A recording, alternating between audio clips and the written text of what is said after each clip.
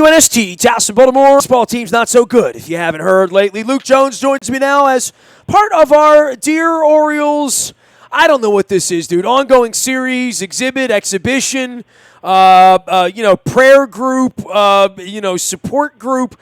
But I am writing letters, informative, flippant, backdoor, side door, full disclosure. In wrestling, Luke, they call it a shoot. It wouldn't be kayfabe, right? What's the opposite of kayfabe? Shoot, or would that be?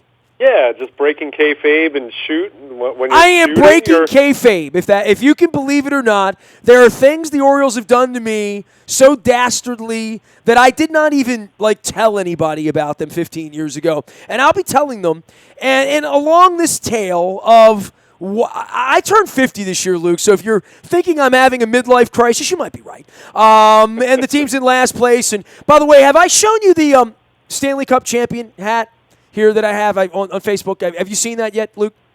I don't know if I've seen it. My team won the Stanley Cup. So I've heard that. I remember when the Rangers won. Broadway Joe, and I hope if anybody knows Joe Sibilio, knows where he is, he was one of my early listeners. I mean, it's been a long time now. It's been 27 years. But if Broadway Joe's out there, he was my listener then, big-time fan. And, he had if I could do Broadway, I'll mess it up. I don't do a very good New York accent, and I don't want to mock Broadway because I love him, and he might be listening. But I remember he called me when they won the Cup, and he said, Nestor, I can finally die in peace. So, now that it's been, that was 1994? Is that right? 4, right? Yeah. So, it's been 24 years, so I can say, Luke, I'm holding a Stanley Cup hat, but somewhere, how will I look in the Gordon Fisherman's jersey? How do you think I look in orange and blue? What do you think?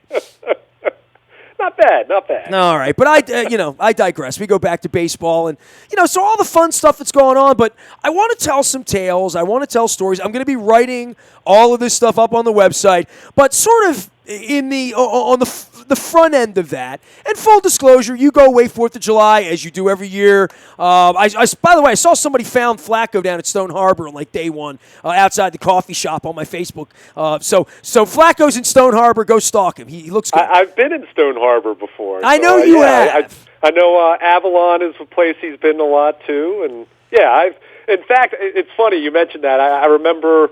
The ice cream shop right down the street in North Wildwood where we stay, one of the girls who served saw my brother's Ravens hat and asked us about Joe Flacco. Apparently she had grown up as a next-door neighbor to the Flacco family. Audubon, New Jersey. Good folks up there in East Philly. So, we have small Baltimore, and I guess New Jersey is something like that. I don't know. I will never forget Joe Flacco turning the corner in a beat-up white Volvo that hadn't been washed, that you could take your finger and write his name on the side of, with black smoke billowing out of the backside from the diesel engine.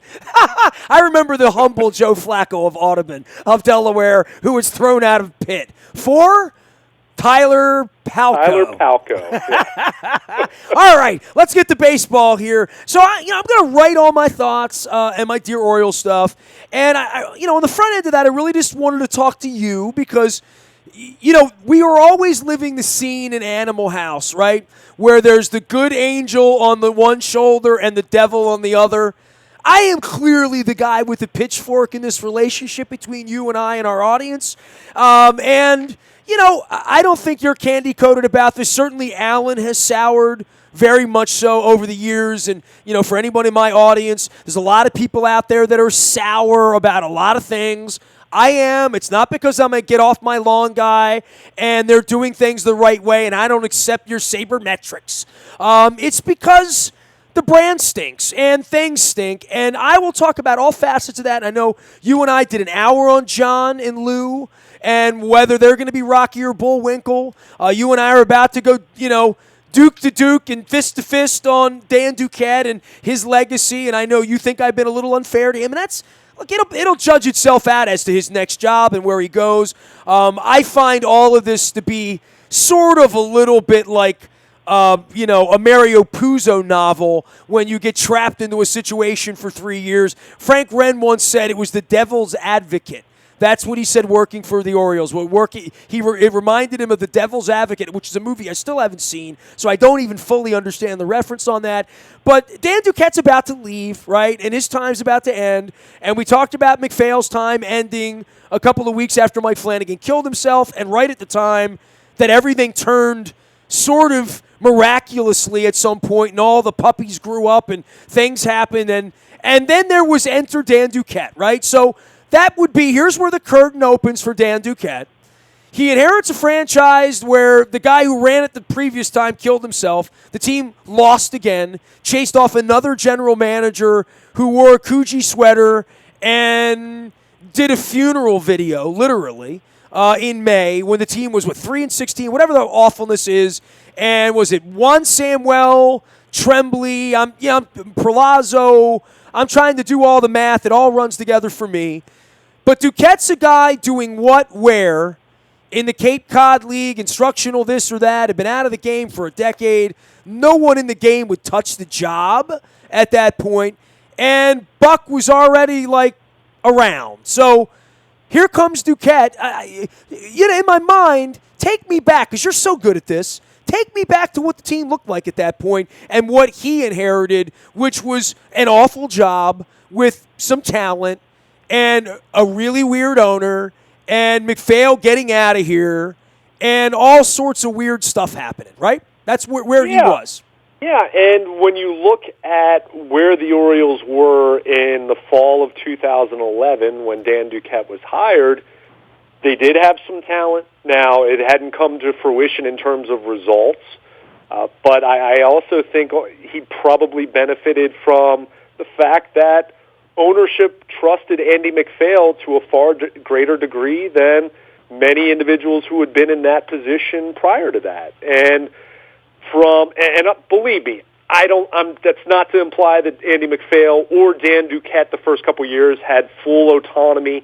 Very few GMs actually have full autonomy. And look, I think Andy ran the business of baseball, right. Ran the collusion of baseball, ran the meetings that saved baseball, and Peter thought he was getting the next commissioner of Major League. Literally, Peter thought he's going to come here and then become the commissioner, and then I'll own his ass, and then I'll have anything I want. I'll have my consigliere up in New York, and I'll be a part of getting him there. And I'm sure when Andy came in, Andy said, Peter, you're doing this all wrong. I can make you money. You have this television thing coming, so you're going to have some money. Let's pare all the dead weight around here, get rid of all the money. We're going to deal away all these players. I'm going to bring you in some young guys, this kid named Jones and this other kid named Tillman and Davis. And we don't know their names yet, but at some point, that's how we're going to – and Wieters is a player, we know that. And we believe in Markakis. And Brian Roberts is a Major League Baseball.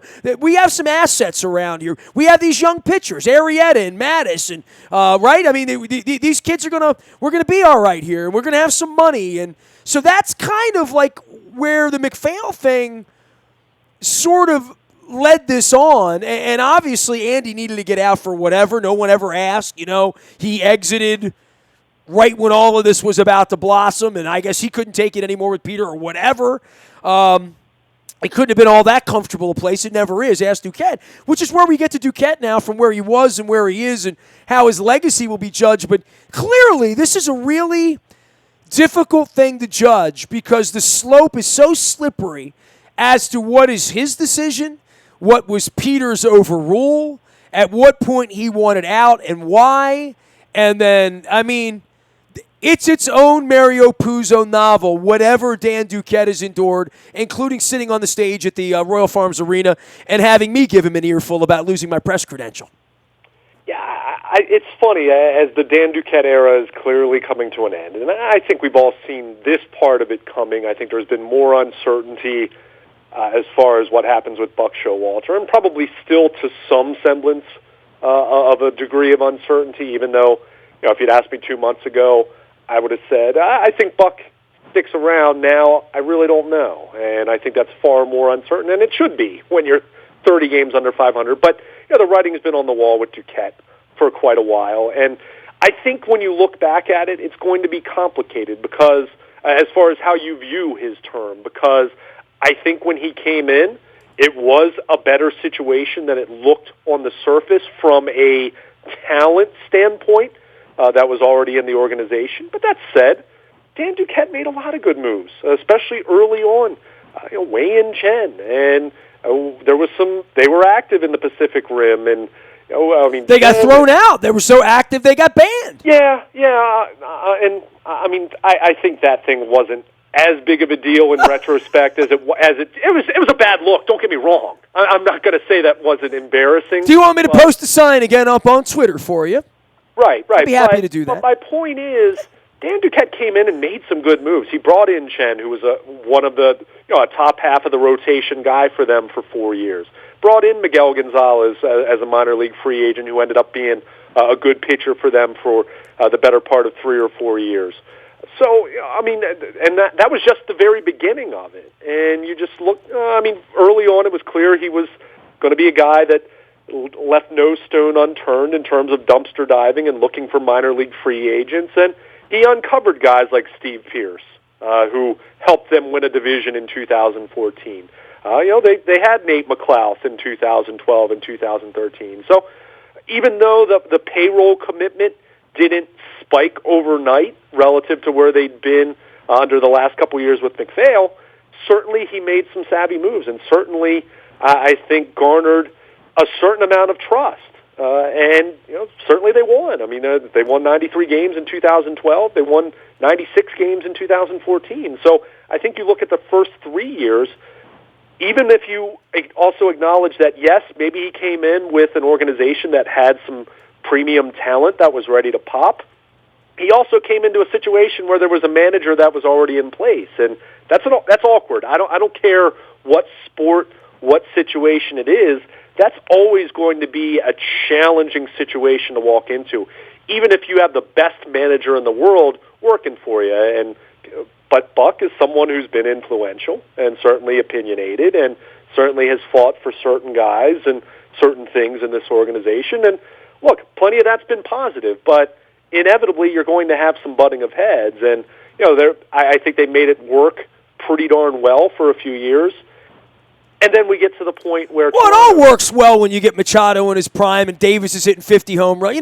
When the players play, that helps, but there's no doubt that the deft pitching moves and the amount of pitching that they've had around here and been able to run the Norfolk shuttle and bending the rules and, going to the edge and using up options and all of those things. They used every club in the bag, as they would say, right? Literally.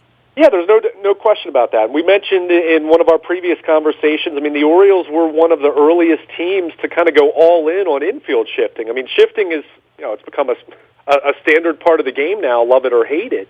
And perhaps we'll see if Major League Baseball limits it here in the coming years with thoughts of trying to improve the overall quality of the game. But Dan Duquette brought in some innovation in that regard. He brought in some savvy signings. He didn't bat 1,000 by any stretch. I'm not going to try to portray it that he was, Ozzie Newsome, the baseball version of Ozzie Newsome early on in his long time with the Ravens. But I think he did some good things, and I think ownership built. There was some trust built up there, and then of course Toronto came calling, and that was kind of the. Well, it was all sloppy, right? In the modern era, we laugh when the Miami Dolphins owner, Stephen Ross, gets on a plane and tries to go hijack Jim Harbaugh in the middle of the night and gets caught. Sure.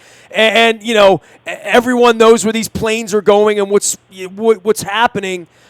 This, I don't understand how it could happen, but I also don't understand how you could just not get as much back from Toronto as you can get. I want 3 first-round draft picks, and you can have him. And I want a bag of money, and I want your left fielder, and you can go be president, or whatever, or whatever would be fair and reasonable, right? But then again, we already did the Angelos thing, but fair and reasonable has not been part of the mantra. There's nothing reasonable about holding a general manager hostage for 3 years. I don't look. The Capitals just told Trotz. Apparently, the Capitals could have held Trotz. Apparently. Right. I don't know the verbiage, but certainly it looked like they were being magnanimous in letting him out of a deal he did not want to honor in the $1.8 million, and that happened in hockey last week. So when a guy says he doesn't want to coach your team, you should probably believe him. Yeah. Right? I mean, I don't know what else to say, right? Your girlfriend doesn't want to be your girlfriend anymore. You probably should just take that for what it's worth. You know what I mean? Well, and again, I go back to the circumstances at the time. And I said this, and I can recall, I think it was us at the Super Bowl, even spending some time doing some segments talking about this, because I felt like that was kind of the last-ditch time that Toronto really made a run. But if you remember, when did this all start blowing up? It was when the winter meetings were starting. And that's where I did take exception, and that's where I was empathetic for the Orioles side of this, where why did this happen in the middle of, when the off season's really cranking up? If you want a Dan Duquette, to me, you do that right as the World Series is coming to an end, and you do it at the beginning of the off season. And there were even some pundits even acknowledged that the timing of it, they didn't seem to follow proper decorum there. But on the flip side, you did have someone, and look, I never got, at that point in time, we're talking 3 years into the Dan Duquette era here in Baltimore, I never got the notion at that point that Duquette was over-the-top miserable working for the Orioles. This was a promotion. This was a chance to run an organization from not just a baseball standpoint, but a business standpoint, to be president of the Blue Jays. So, in the same way of just saying, well, Dan Duquette hated being in Baltimore and wanted to leave the Orioles, well, Phil Savage didn't hate the Ravens. He had a chance to go run the Cleveland Browns. So, from that standpoint, I think it's important not to just paint it as the Orioles wouldn't let him leave a job that he didn't want. It was more he wanted a promotion.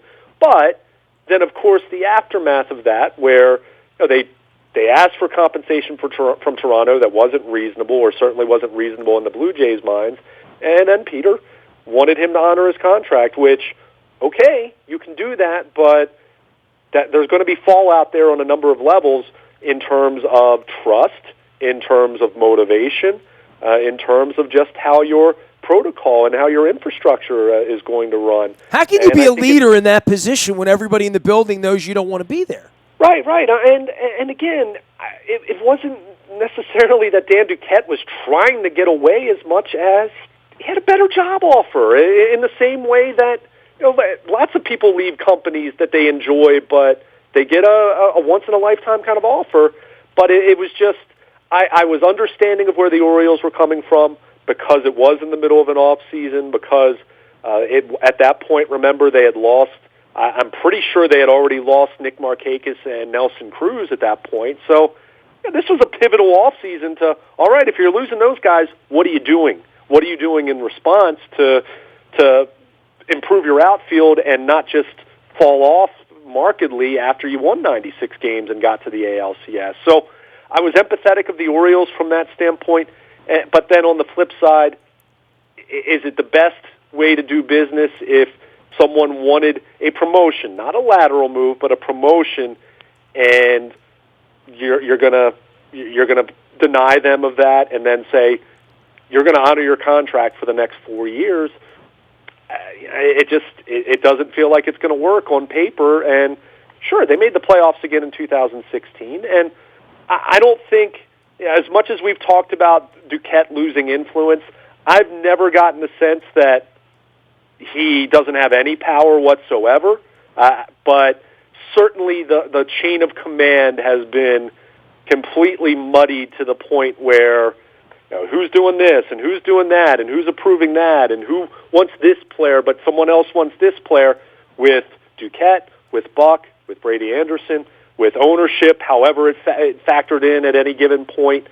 The waters just got muddied so much more after what happened with Toronto, and not exactly tough to predict that, because even if you're going to keep the guy around, how much do you trust him if his heart was somewhere else and you're forcing him to be there? So we'll get to Brady Anderson next week, right? I mean, sure, that's its own. There's plenty of meat on the bone there, but when you're talking about Duquette, you have to entangle the old man, right? You have to entangle the boys now because they've become entangled in this. Then there's Buck. Then there's Brady. How in the hell can you do your job? You know what I mean? Like, that's probably why you see the handwriting on the wall, and you get this opportunity that you called it once in a lifetime, and I'm going to quote you on that because I do believe it's a once in a lifetime. 30 of these jobs, right?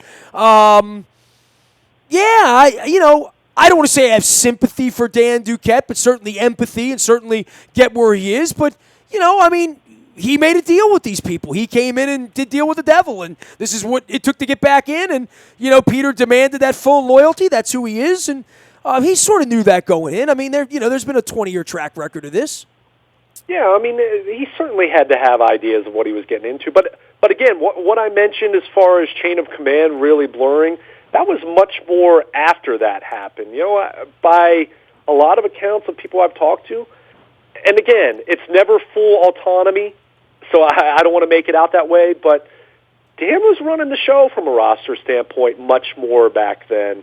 And certainly Buck had things he wanted. And look, John Harbaugh has things he wants from Ozzie Newsome, even though Ozzie Newsome ultimately makes the decisions. There are players that John has wanted to bring in or certain things that John wanted, and they butt heads sometimes. That happens. I think it's important to note that no front office or no infrastructure is going to be completely harmonious. You're going to have there's a lot of alpha going on there, dog. Right? But that said, ultimately it has to be someone making the decision, one person making the decision. You can try to come to a consensus and compromise as much as you can, but at the end of the day, Ozzie Newsome's responsible for the Ravens in the same way that you go to any other strong front office in any sport for any team that's successful over the long haul. One person ultimately has to make the decision. One person has to be the tiebreaker, if you want to think about it in those terms. And again, I think early on in Duquette's time here, he was more that guy.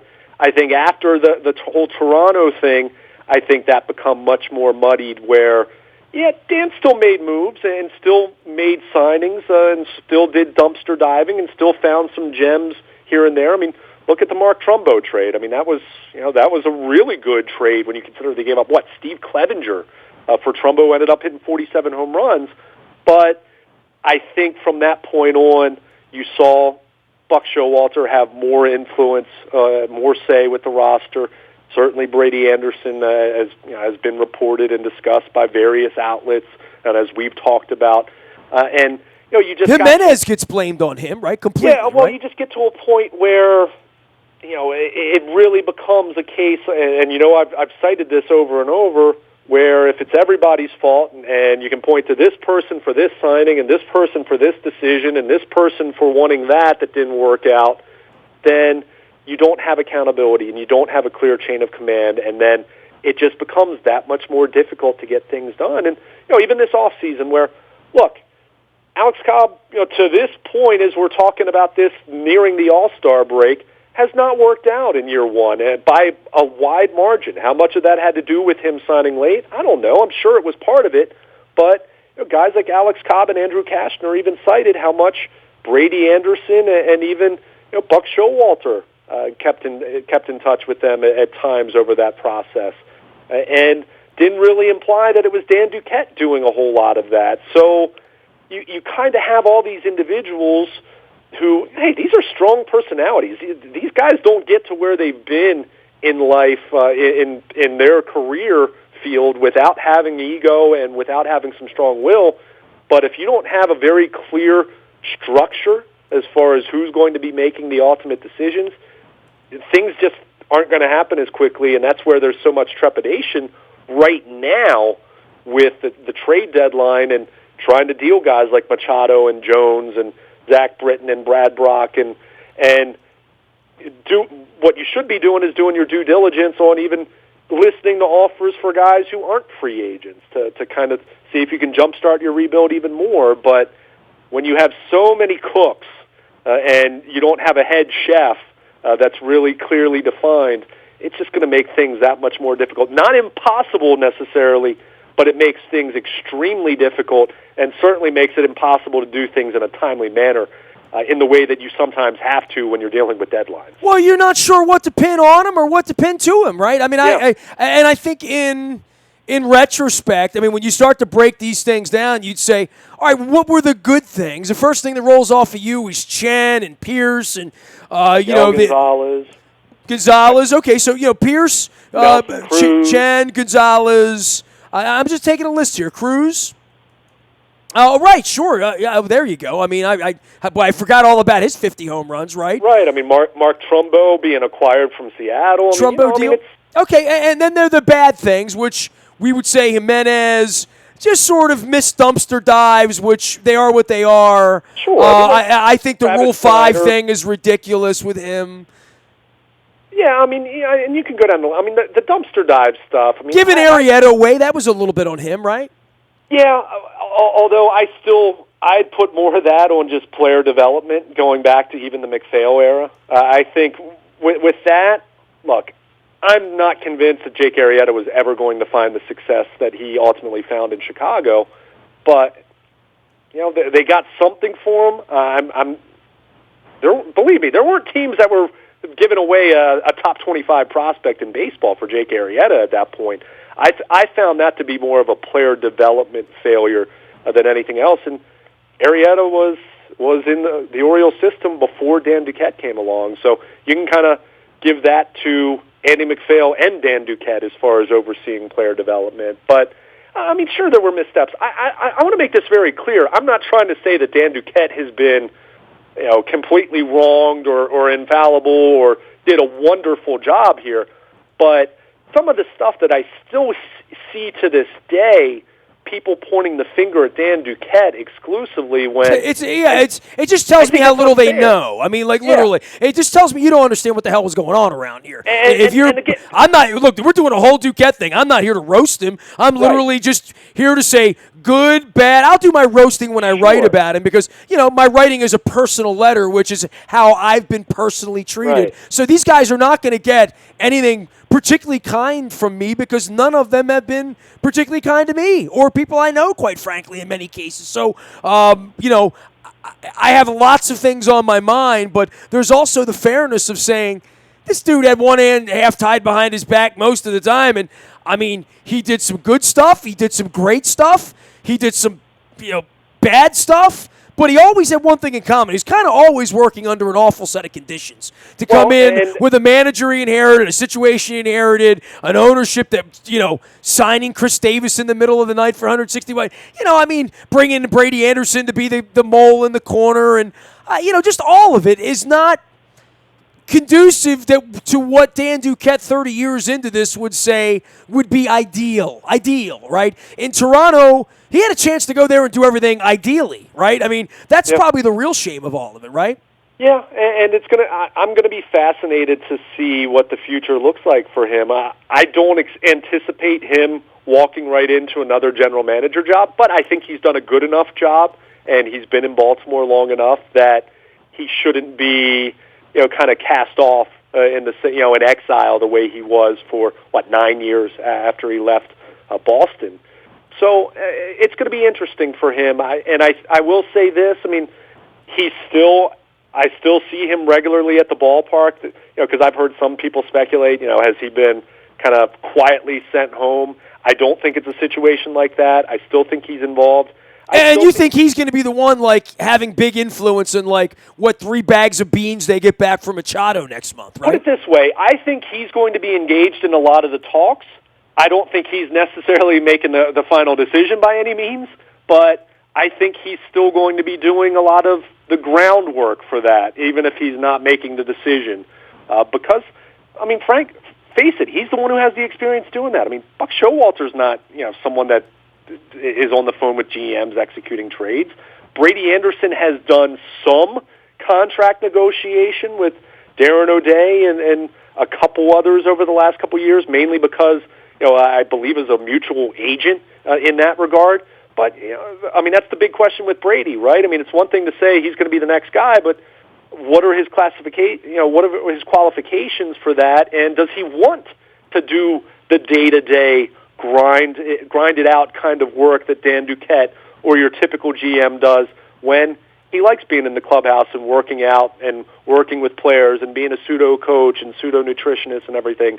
So they need Dan by default to still be doing a lot of that. The question is who's making the final decision on these deals. And if you're Dan Duquette, I think you try to put the most positive spin on this that you can and try to get the best possible deals that you can for Machado, for Jones, for whoever you're going to trade, and that's your final legacy, and you hope that another organization takes notice of that, and another organization understands the working conditions, even when they were better and they were winning 5-6 years ago, certainly were never easy or the most ideal, but you hope you do the best job you can here at the deadline, and then whatever happens after that, whether you finish out the season, whether they make you go away, whatever, you hope some team takes notice of that. Because, again, Dan Duquette, as strange as he is, socially speaking, as far as,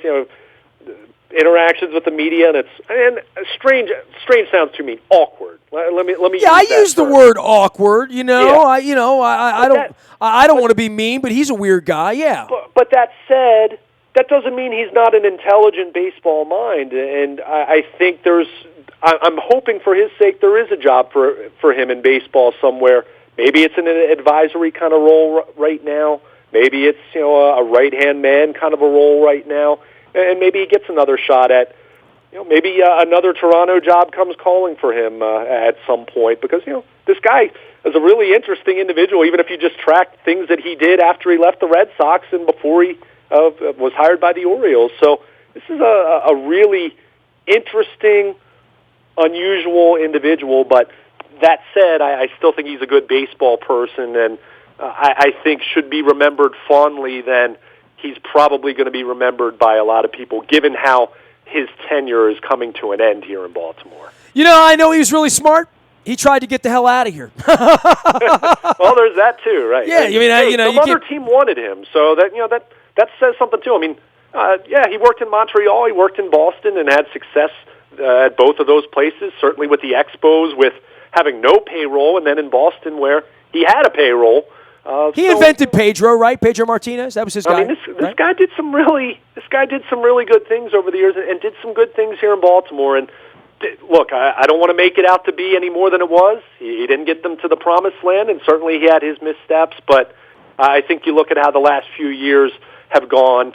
How do you put the Chris Davis contract on him? I mean, by all accounts of different things that have been out there, I think he would have much preferred going in a different direction and going out and, I don't know, signing Justin Upton. There's like a whole series here of all the effed up things that are going to happen in retrospect. Like when you and I get together next February, knowing they're going to lose 112 games going into the thing, we can sit and like literally pick every person and go back through all these letters, and it'll be like the end of Animal House, where they give like the legacy, you know what I mean? Yeah. Killed by own troops in Vietnam, ran off with Playboy model, became governor of Washington or whatever. I want to find out. I mean, I'm going to tell you right now, I said that Brett Connolly would score the winning goal for the Caps. I'm calling this right now, all right? You ready? Wherever Adam Jones goes, they'll win the World Series, okay? I would like to see that for Adam Jones' sake. I absolutely would. I'm calling that publicly right here, right now, in June, before it's even July. I'm calling it. Wherever Adam Jones gets dealt, they'll win the World Series. I would be incredibly happy for Adam Jones if that happens. So, and like I said, just to finish off on Dan Duquette, I mean, it's a complicated history here in Baltimore, but again, I think better than some people will give him credit for, and ultimately kind of incomplete because it's kind of tough to really kind of navigate the waters of the last few years and figure out what exactly was him and what exactly was someone else in the organization, and that's what we continue to talk about as we approach the trade deadline. Who exactly is calling the shots when it comes to some really, really important decisions? And even beyond trading players, who's calling the shots in terms of who's going to be running this thing and hopefully navigating a rebuild that desperately needs to happen and happen in a positive way. Yeah, I was going to say, we get here in February. I mean, Adam Jones will be on a baseball team. Manny Machado will be on a baseball team. Buck will either be broadcasting or someone will bring him in. I thought 4 years ago Buck would walk on water and get a job right away. I don't know. I don't know what kind of team would say, let's go get Buck. I mean, from the Sabre side of things, from the I want to control my manager, which is what the industry's about at this point, obviously. I don't know that he would go manage the Phillies. I'd always thought that. I thought that this Kapler thing was just buying time, and Buck would wind up being the guy up there. It still might wind up being that way. I think he's a mystery, but I think Duquette's the biggest mystery. John and Lou will be running the place here. Brady will have a gig, obviously. I mean, it's Brady. He can't go anywhere. But Duquette, he might not find work. He might do some lower level scat. I mean, I don't know that he'll be the cat's meow as a GM. I think it will be interesting to see how valued he is as a free agent. What team will say, that's a baseball guy that I could bring in here and get along with, that's going to have good thoughts, good ideas, special advisor to the something, that he would be out of work 5 minutes. I don't know. I know if John Harbaugh were fired, he would have a job in 5 minutes. There's certain guys that you say that, I know if the Orioles fired Brady Anderson right now, there would be TMZ cameras hanging out with him in Hollywood or something. I don't think he would be hired as the vice president of anything in Seattle. And I wonder what the value of all these parts are. Machado's going to sell for $300 million. Adam Jones probably will get a 2-year deal for something in a decent spot that needs him or needs a guy like him, I guess. I guess Britton will get signed to something short term. See what we got, whatever. But Duquette, he's a box of chocolates to me when this is all over with. I mean, this could be damaging to him, or it could be, not at all. He might work 5 minutes later, depending on what your taste is for him. I don't know how many friends he has in baseball. I mean, I think maybe that was part of this too, is the networking. We all have to like each other and have a beer and think we're cool and go to work and loosen our tie. You want somebody you can be friends with. I mean, you and I have seen Ozzie Newsome and Eric DaCosta interact 1,000 times. They like each other. You and I have been interacting for a decade because we like each other. There's something about that. Someone has to really like Dan Duquette, right? And I don't know where that is. I know he was out of baseball forever, and that really speaks volumes to relationships, friendships, communication, perceived value of your skill set, perceived value of your personality, certainly perceived value of your worth. No one thought he was worth having around in whatever role that would be, which I think we've all come to agree in the last few years. There's some baseball genius in there. There's no doubt about that, right? Yeah, I mean, this guy, he's not an idiot. Just because he's awkward and how he interacts with the media and how he speaks and all that, he's not an idiot whatsoever. He knows baseball, and that doesn't mean he's the best baseball man out there by any means, but I don't think he's the worst either, despite the Orioles having the worst record in baseball. As we're getting closer to well, if we believe that, we would blame it all on him, right? Sure. I mean, literally. I mean, that's who you blame it on, the architect. Who's the architect? I mean, somebody asked me who's the architect of this thing. I said, it's a friggin' jigsaw puzzle. It depends which part of it you're looking at. That's kind of what it is at this point. Brady hasn't been running the entire show, but, how much of this is what Brady wanted, or what Buck Showalter wanted, or what Duquette wanted, or what ownership wanted with Chris Davis. I mean, it really depends what aspect you look at. But I can tell you right now, and you know this. We haven't even touched on this. It wasn't Dan Duquette's choice to not spend international money. It wasn't Dan Duquette's choice to give Chris Davis what the Orioles ultimately got him, because we know that was an ownership-driven thing. Dan wanted to sign him so bad he got thrown out. Two of the big things that we've talked about from a farm system standpoint and from a current Major League payroll standpoint, Dan Duquette didn't make those calls. So right off the bat, two large things that are going to loom for this team with their lack of international spending, that's going to have such an impact on the present and the next few years, because even if you decide now you're going to spend internationally, you're not bringing in guys that are going to make an impact in the next year or two. You're looking at 4 or 5 years down the road in that regard. So that has an impact there. And, of course, the Chris Davis contract will have huge ramifications for the next 4 years fiscally, and then long-term fallout. What does that mean? Who knows? So you can't put those two huge issues for this organization on Dan Duquette. So I guess long story short, I think the legacy is incomplete. It was good early on, and late in, after the Toronto thing, it just became much more of, what exactly has this guy been able to do? What would he have done differently from what others have wanted in the organization if he had the power of a traditional general manager?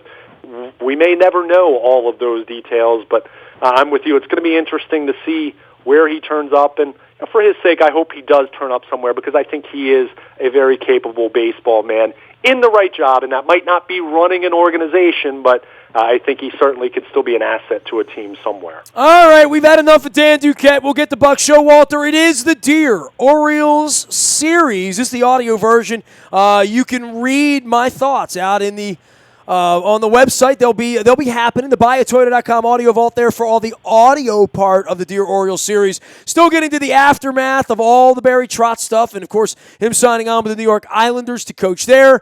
I'll be checking in with Ed Frankovic with some hockey stuff coming up on the backside of the awards and the schedule and all that stuff coming up. And we're getting ready for Ravens season, but my head is down on the Orioles right now. The Dear Orioles series is first and foremost on my mind, and how to fix the Orioles over the next 6 weeks, and some candid thoughts and some candid feedback and lots of tweets and stuff out on Facebook and Twitter and LinkedIn and Snapchat and Instagram and everywhere else we post as we get closer to the All-Star Game next month in D.C. as well. You can find me, Nasty, at WNST.net, and I'm everywhere the internet goes, including out on Facebook Live and our YouTube WNSTV channel. Our morning newspaper delivers directly to your email inbox each and every morning at 7 a.m. It's all brought to you by our friends at Planet Fitness at planetfitness.com, where it's still $10 a month to get in the best shape of your life, guaranteed. Also brought to you by the Maryland Jockey Club and our friends at Laurel. Beautiful sports bar down there where Laurel, stop by, watch the ponies, take it into the air conditioning. The entries on the front of WNST.net,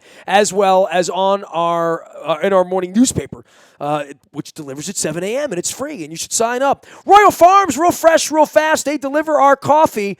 You got to check out that Rofo Rewards card. You got to get that thing, because when you're pumping gas, you're out on the highway, gas prices are going up a little bit. The folks at Royal Farms can't be completely responsible for that. But when you use your Rofo Rewards card, you get your points when you pump your gas. That way you get your Western fries, you get your fried chicken free of charge. They add up quickly, so sign up. Make sure you're doing that. All right, you can find me anywhere the internet is served all weekend long in the buyatoyota.com audio vaults, or my writing and your reading of the Dear Orioles series. We are WNST.net, AM 1570, and WNST Towson, Baltimore, and we never stop talking Baltimore sports.